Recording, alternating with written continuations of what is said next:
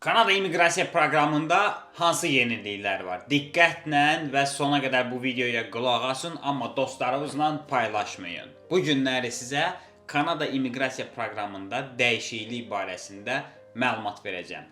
Məlumat əsasən Kanada təhsil vizasını düşünənlər üçündür. Deməli, Kanadada bu günə qədər əgər siz təhsil müraciəti eləyirdinizsə, təhsil vizasına müraciət eləyirdinizsə, təhsil qəbulunuz var deyək, provincial attestation letter'ınız var, yəni əyalətdən qəbul məktubunuz var, universitetdən qəbul məktubunuz var, bütün sənədlər hər biri yerindəcə və siz letter of explanation, yəni izahat sənədi yazanda, orada qeyd eləməyə çalışırdınız ki, Kanada niyə görə məni seçməlidir və yaxud da ki, mən Kanadanı niyə görə seçmişəm. Bugündən sonra isə, diqqətlə qulaq asın, bugündən sonra isə bu kifayət deyil.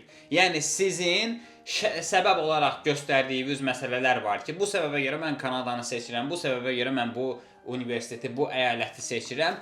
Amma bugündən sonra bunu belə göstərməyə ehtiyac yoxdur və bu kifayət də olmur. Niyə görə? Çünki orada əlavə bir də xal gəlir sizə ki, bunu qeyd eləməlisiniz.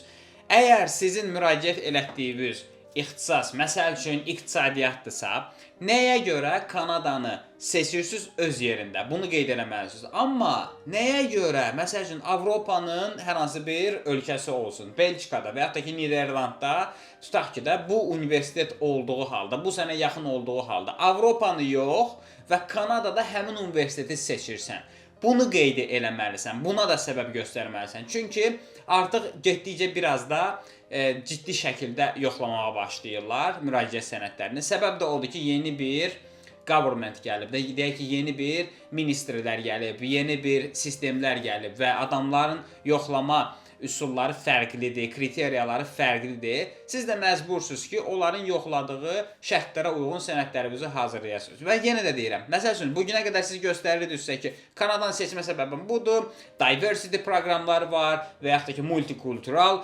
şərait var. Amma bundan sonra sırf belə deyim də, bu yüngül sənədləri göstərməkdən əlavə də statistika göstərməlisiniz və yaxud da ki, sizin digər universiteti yox, digər ölkəni yox, sırf Kanadanı və bu universiteti seçməyə güclü səbəblər göstərməlisiniz. Burada statistika nədir? Məsəl üçün, siz göstərə bilərsiniz ki, bu ildə bu universitetdən bu qədər məzunlar olub və məzunların iş tapma sayı budur. Məzunların növbəti 10 ildə uğurlu olmaq statistikası budur. Yəni, sırf bu səbəbdən siz özünüzü güclü namizəd kimi göstərə bilərsiniz ki, Kanada immiqrasiya proqramında, xüsusilə təhsil vizasında uğurlu nəticə alasınız. Və yenə də deyirəm, Kanadaya immiqrasiya edənlər, təhsil yolunu fikirləşənlər diqqətlə qulaq assınlar ki, letter of explanation sənədi çox vacib bir sənəddir və bunu da çox güclü şəkildə yazmaq lazımdır. Əgər bilmirsinizsə, mənim mentorluq proqramım var. Ödənişli mentorluq proqramıdır. Yəni, burada sırf sizlə professional olaraq işlər görürük və mənim özümlə bu günə qədər sırf məşğul olursunuz və mən sizin sənədlərinizə düzəlişləri, feedbackləri verirəm. Burada bunu eləmək lazımdır, bunu çıxartmaq lazımdır, bunu əlavə eləmək lazımdır, niyə görə bunu yazmalısan, niyə görə bunu yazmamalısan və bu kimi səbəbləri sizə göstərirəm, sizə düzəlişləri verirəm və siz də özünüz yazıb qutarandan sonra hazır eləyirik və salam. Siz də özünüz başlayırsınız viza sənədinə müraciət eləməyə. Yəni, müraciət dediyim sadəcə hesab açırsınız, orada başlayırsınız 7-8 xanalı hissələri doldurmağa, submit edirsiniz, ödəniş edirsiniz və salam. Əgər siz də Kanada immiqrasiya proqramları ilə maraqlanırsınızsa, profildəki linkdən ödənişli mentorluq proqramına yazılın, sizlə ətraflı iş görək. Uğurlar, hələlik.